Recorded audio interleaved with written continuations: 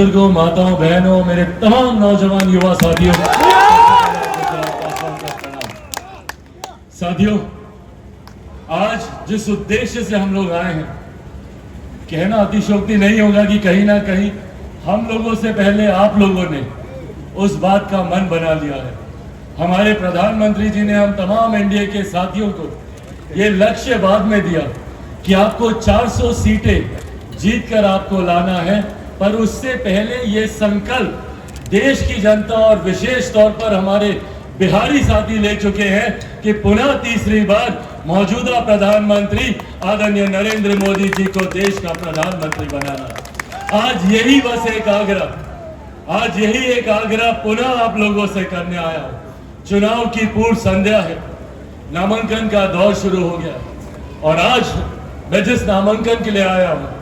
वो पुनः मेरे लिए बहुत खास है। मेरे परिवार के सदस्य के समान,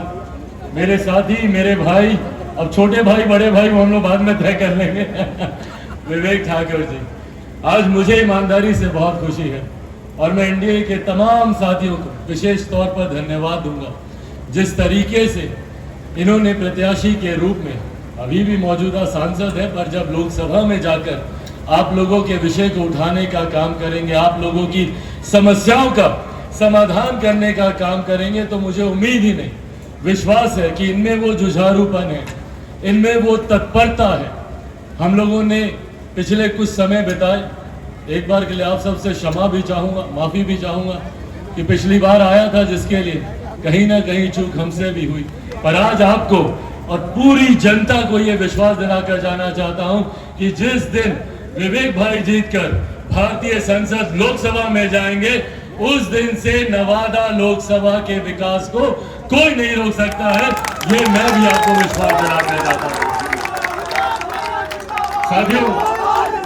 जहां हम लोग 400 पार के लक्ष्य की हम लोग बात कर रहे हैं, ऐसे में बिहार की 40 की 40 सीट महत्वपूर्ण है। जरूरी है बिहार की 40 सीटें जीतकर हमारे प्रधानमंत्री आदरणीय नरेंद्र मोदी जी की झोली में, ताकि जिस मजबूती से हमारे प्रधानमंत्री जी देश का नेतृत्व कर रहे हैं,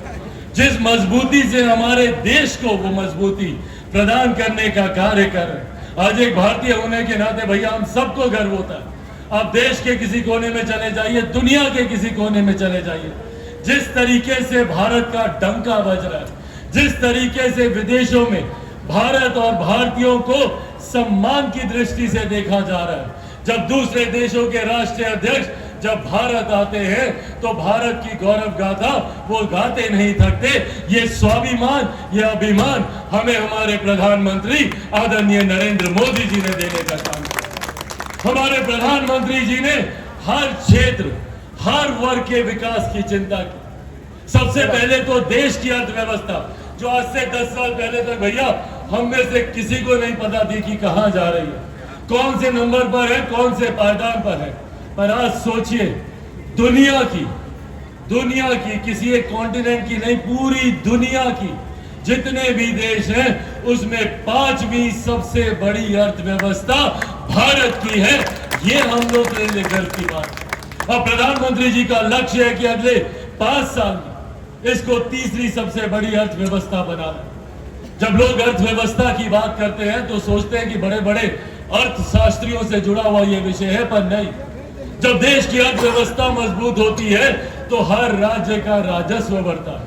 जब राज्य का राजस्व बढ़ता है तो हर क्षेत्र का आर्थिक विकास होने लगता है, और जब हर क्षेत्र का आर्थिक विकास होता है तो हर गरीब व्यक्ति के हाथ में ज्यादा पैसा आता है, उसकी प्रति व्यक्ति आय बढ़ने लगती है और धीरे धीरे वो व्यक्ति मुख्य धारा के साथ जुड़ने लगता है। ये सोच हमारे प्रधानमंत्री ने जहां एक तरफ महिलाओं की चिंता कर, उनके स्वास्थ्य की चिंता कर उज्ज्वला योजना लेकर आए, तो देश का कोई भी व्यक्ति आर्थिक संकट की वजह से इलाज से अछूता ना रह जाए, आयुष्मान की योजना भी लेकर आए। जहां हमारे प्रधानमंत्री जी ने सुनिश्चित किया कि सरहद पर हमारा देश सुरक्षित रहे, तो उन्होंने ये भी सुनिश्चित किया कि अंतरिक्ष के माध्यम से भी देश में विकास होता रहे, तकनीकी रूप से हम लोग आगे बढ़ते रहे। ये सोच है प्रधानमंत्री जी, जहां पर हर जाति, हर जमात, हर वर्ग के लोगों को आगे कैसे लेकर जाया जा सके, इस सोच के साथ पिछले 10 सालों में प्रधानमंत्री जी ने हमारे देश को आगे लेकर जाने का काम किया। और आज जब हम लोग 400 पार का नारा देते हैं, तो बिहार की 40 सीटें महत्वपूर्ण इसलिए हो जाती हैं क्योंकि बिहार की आज की परिस्थिति, आज जिस तरीके से बिहार में डबल इंजन की सरकार है, जहां एक तरफ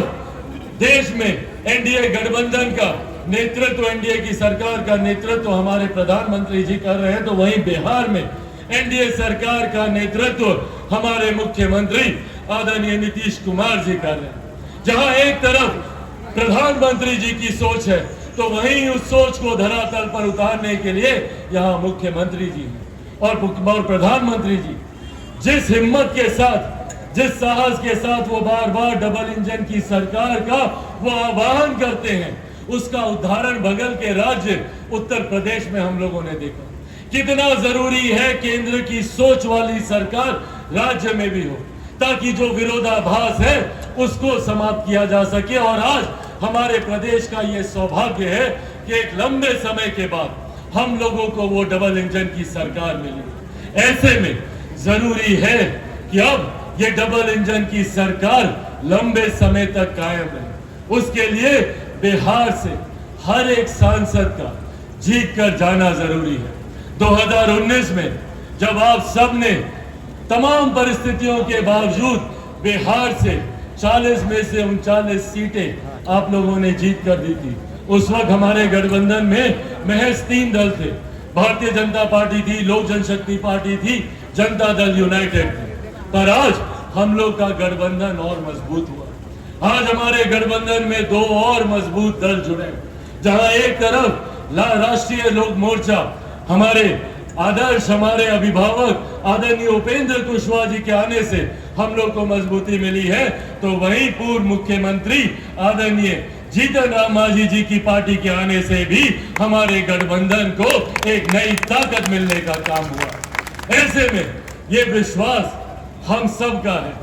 कि ऐसे में बिहार की 40 सीटें जीतकर हम लोग पुनः हमारे प्रधानमंत्री जी को देश का प्रधानमंत्री बनाने का काम करेंगे। और जो कार्य बिहार में हम लोग से अपेक्षित है, जो सोच हम लोग की है बिहार को एक विकसित राज्य बनाने को लेकर, जो सोच हम लोग की है बिहार को फर्स्ट और बिहारियों को फर्स्ट बनाने को लेकर, उस सोच को हम लोग धरातल पर उतार सकेंगे। साथियों, अंत में बस आप सबसे आग्रह करूंगा, निवेदन करूंगा, 19 तारीख को मेरे भाई विवेक जी ने आज नामांकन किया है, बहुत जल्द क्रम संख्या भी पता चल जाएगी, पर 19 तारीख को आप सब अपने अपने गांव, अपने अपने घर से अड़ोस पड़ोस, रिश्तेदार, अपने तमाम साथियों को लेकर 19 तारीख को अपने अपने मतदान केंद्र में जाइएगा और वहां पर जाकर कमल छाप पर बटन दबाकर आप लोग मेरे भाई विवेक जी को लोकसभा में भेजने का काम कीजिएगा। ये आशीर्वाद है ना आप लोगों का? एक बार दोनों हाथ उठाकर आशीर्वाद